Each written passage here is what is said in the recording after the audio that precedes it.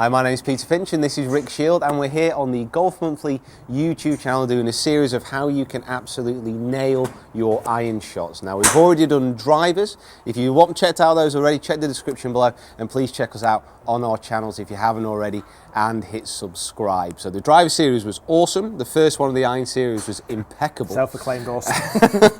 And now we're going to move on to the second part of the iron series, which is the takeaway. Now, I've already spoke through the setup, so we're not going to go too much through that, so you need to check out that first video. But the takeaway, the initial part of your swing, which is really going to set the rest of your swing off in the best stead.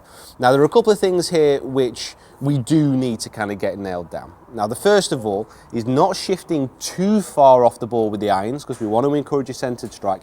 If you shift too far off the ball, you're going to be hitting a long way behind the ball or coming up and just hitting the ball very thin. So you want to be staying nice and centered over the shot. I think it's important just to mention about the sternum that we mentioned in the setup. That sternum is over the ball for an absolute reason, because we want to keep that as your center of your swing. If you stretch your arms at full maximum length, they peak at the bottom of your sternum. So if you navigate that sternum to the right, if you extend your arms fully, you will more than likely catch the floor. Likewise, if you move that sternum too far left, you're going to be bottoming out too far past the ball. Yeah, so hitting up and hitting down the ball. So this is why with the irons, you want to be keeping that nice and centered. Now, the second thing we want to be seeing is a lot of connection with the actual backswing. So the arms, the shoulders, all staying in correlation to each other. So you see as Rick takes it away here, there's nothing really breaking down. The arms aren't coming away, they're not drifting too inwards. It's all very much in the same position it was at address. So this lovely triangle shape on that backswing, and that just gets you very connected on the way back. There's nothing kind of moving out of proportion. I think it's important as well, you know, the feeling of that connection is almost like when you're just doing it then with me, Pete, I must get a bit disconnected. It almost felt like my armpits were just staying downwards. So it felt like as I turned my body, my arms would lead, my club would lead, and not a lot of things can change that way. I feel like that's quite a good way of thinking about keeping those armpits down. There's very few moving parts. Correct. And often the best swings are the ones which are the simplest with the few moving parts. Now, as you take this club away here, probably the only other thing that you really want to be seeing with this takeaway is that connection, and also this position here where the club head reaches this parallel point to the ground. So the shaft is parallel and the club head is pointing out behind.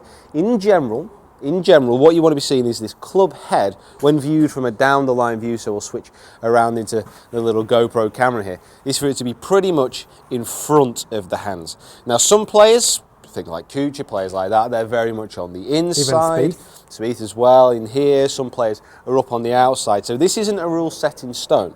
But what you generally want to be seeing if you're hitting a pretty straight shot is that club head in front of the hands after that connected takeaway. Now from there, the rest of the swing can flow, but we will be moving on to that. You're giving it the best chance. You're giving it the best chance to flow. Like I say, if that club goes back in with connection, with the club relatively square to where you're aiming to, and the club face stays ever so slightly toed down in that takeaway position, again, you're keeping all of those components all in check when you go in the takeaway. Absolutely. So now, here comes the magic moment.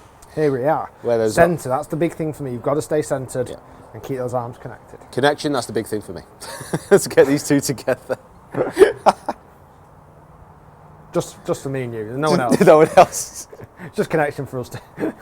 Not connection together, no, but just connection with the golf swing. Keep the comments clean, guys. I'll tell you what, every now and again, I kind of think we know what we're on about. Play up. That's it. Are we? Yeah, I'm not in it. What's the point? What's the point? What's the point? Right, guys. So that is the second part of the high-end series. 4.3 down. 4.3 down. Oh, mate, I tell you what. Hello. That's ball position.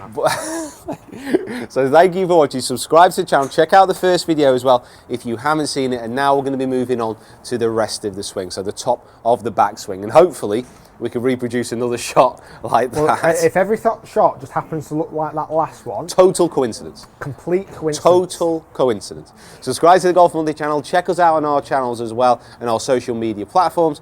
And we will see you down here for the next step.